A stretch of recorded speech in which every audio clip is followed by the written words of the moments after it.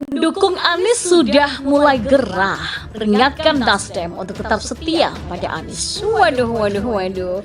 Pakai ancam mengancam nih ya. Anies ini terus menerus dizolimi, dihalangi untuk menjadi capres, dihalangi.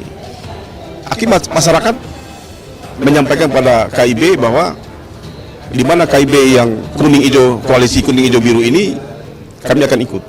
Dan alhamdulillah hari ini kita launching. Kita bersyukur bahwa Partai Nasdem telah mengutarakan sikap politiknya.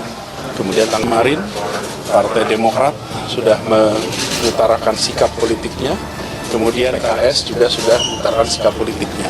Jadi tim kecil ini yang bekerja intensif dan terus membahas langkah-langkah untuk ke depan.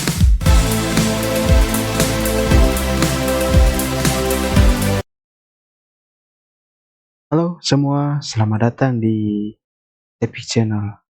Bagaimana kabar teman-teman semua? Saya berharap teman-teman semua yang ada di rumah ataupun yang ada di luar rumah bersama keluarga tentunya dalam keadaan yang sehat. Video kali ini diangkat dari satu channel, yaitu channel Politik Nusantara, dengan tema thumbnail video sudah tertera di sini, yaitu nyawa Om Brewok hampir melayang. Dengan sangat brutal pendukung Yohanis lakukan ini. Oh, ini baru thumbnailnya saja. Untuk dari judul dari video ini adalah detik-detik mencekam, nyawa hampir melayang. Dengan brutal pendukung Anies paksa Om Brewok. Oke, sebelum kita masuk ke full videonya, alangkah baiknya kita jangan mengambil kesimpulan berdasarkan dari judulnya saja. Melainkan lebih baik kita tonton agar kita tidak salah atau gagal paham. Oke, bagaimana isi video tersebut? Yang belum subscribe, silakan di subscribe dulu agar channel ini lebih cepat berkembang. Saya doakan agar kebaikan teman-teman semua dibalaskan berlipat-lipat kali ganda oleh Tuhan Yang Maha Kuasa. Amin.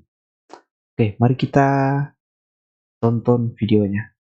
Pendukung Anies sudah mulai gerah peringatkan Nasdem untuk tetap setia pada Anies. Waduh. Pakai ancam mengancam nih ya. Anies ini terus menerus dizolimi, dihalangi untuk menjadi capres, dihalangi.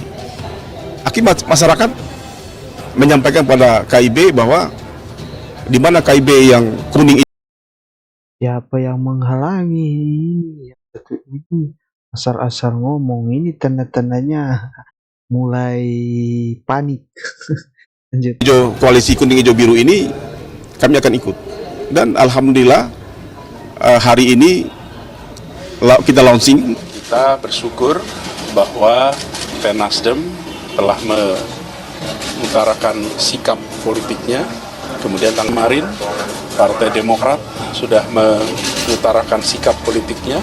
Kemudian PKS juga sudah mengutarakan sikap politiknya. Jadi tim kecil ini yang bekerja intensif dan terus membahas langkah-langkah untuk ke depan. Saudara,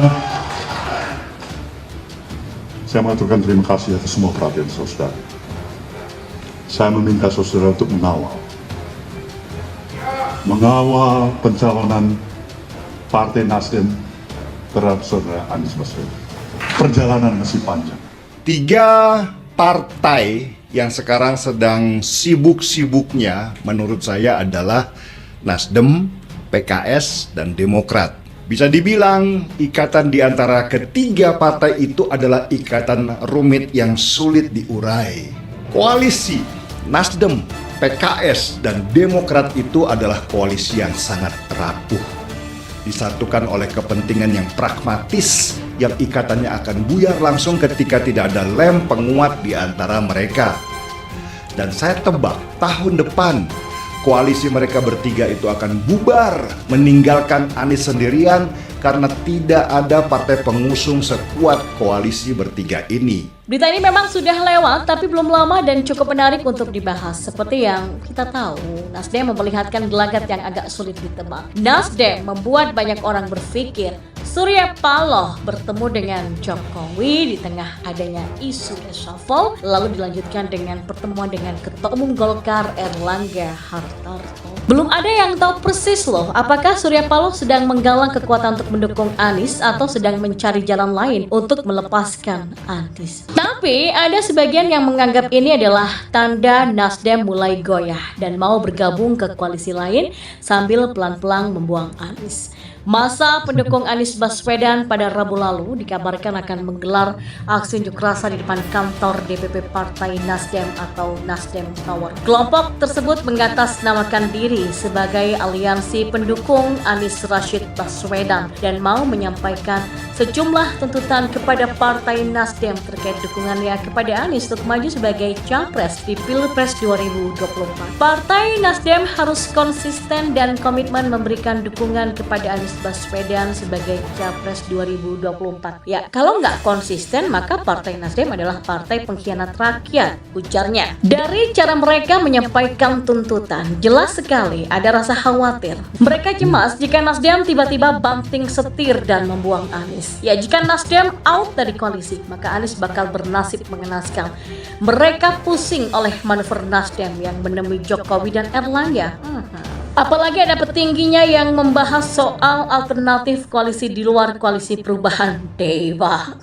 Saya sempat bilang kalau Nasdem mungkin tidak begitu yakin kepada Anies saat ini. Tujuan Nasdem sebenarnya hanya satu, yaitu lolos ke Senayan. Bukankah tujuan parpol adalah itu sekaligus ada kadernya yang menjadi menteri? Sayangnya Nasdem belum mendapatkan hasil atau return of investment yang diharapkan. Nasdem tetap berada di jurang elektabilitas yang rendah. Anies bukan pendongkrak Nasdem, tapi menjadi beban yang makin berat bagi Nasdem. Saya nggak peduli sih apa yang akan dilakukan Nasdem.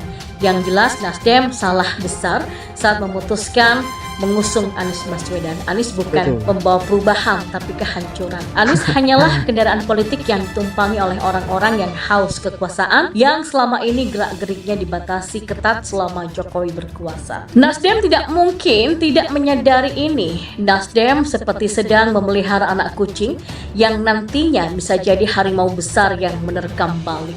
Nasdem terlalu nekat.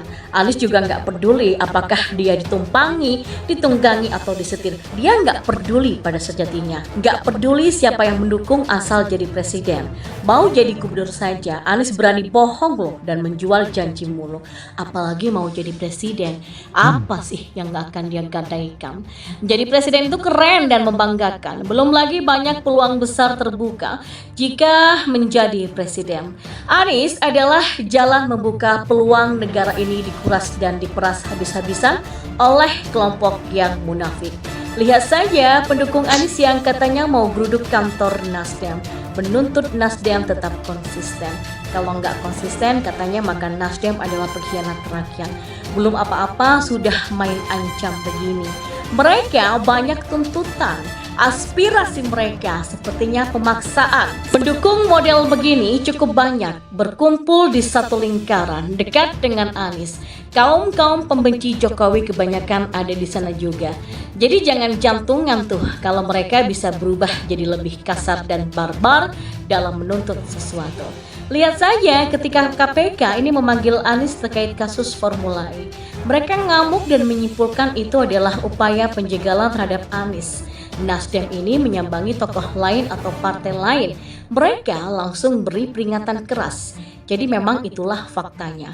Kelompok sebelah selalu banyak kegaduhan, banyak drama, banyak tingkah.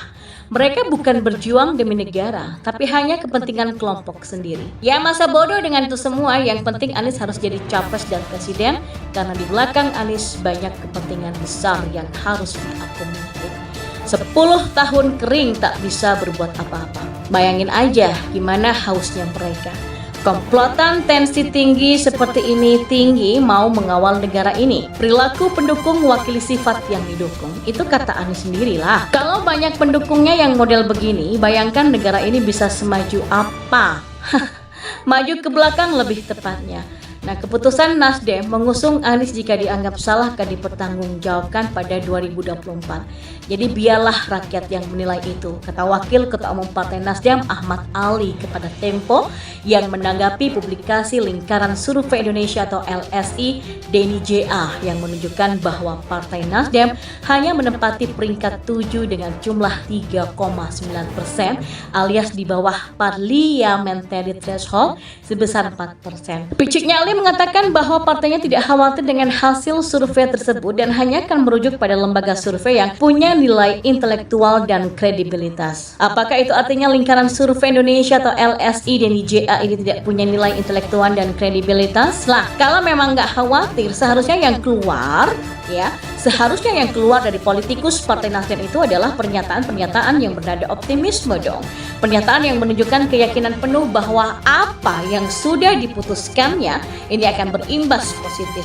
Nggak perlu ada kekhawatiran sehingga harus merasa siap untuk menanggung akibat toh. Atas keputusan mendeklarasikan Anies Baswedan sebagai capres untuk pemilu 2024 mendatang, sekarang Partai Nasdem harus menerima akibatnya. Penurunan elektabilitas adalah hanya salah satunya. Yang lain diantaranya adalah ketika kemudian kredibilitasnya dipertanyakan. Ditinggal beberapa kader adalah salah satu buktinya. Padahal yang diketahui meninggalkan partai itu adalah mereka yang sebelumnya bergabung karena melihat Nasdem sebagai partai yang punya kredibilitas lebih dalam, memperjuangkan keindonesiaan yang sudah menjadi sebuah kesepakatan pendiri bangsa dulu. Mereka yang percaya Nasdem bahwa partai ini siap berdemokrasi dan bernasionalisme berkualitas seperti namanya, tapi sepertinya itu terlihat akan berkhianat. Keputusan pencapresan Anies terlihat seperti tanpa pertimbangan yang jernih dan hanya dengan mengedepankan oportunitas. Kredibilitasnya juga dipertanyakan ketika kemudian partai politik yang digadang-gadang sebagai teman koalisinya berhasil menyanderanya demi kepentingannya masing-masing. Partai Demokrat meninggalkannya beberapa saat ini setelah AHY secara belak-belakan menginginkan posisi cawapres di hadapan Surya Paloh. Sementara PKS juga tak kalah ngotot dengan mengatakan bahwa Aher calon wakil presiden rekomendasinya sudah 99,9% cocok dengan Anies Baswedan. Nah, Demokrat yang meninggalkan Surya Paloh dalam keadaan pusing serta pernyataan PKS yang nyaris berpeluang mutlak itu jelas sebuah tamparan bagi Nasdem karena seperti diketahui bahwa mereka sebelumnya sudah meminta agar untuk posisi cawapres sebaiknya dari luar partai pengusung koalisi. Dan ketika sikap Surya Paloh dan pernyataan Nasdem seakan hanya dianggap angin lalu oleh Demokrat dan PKS, jelaslah itu sebuah percobaan untuk mengecilkan mereka.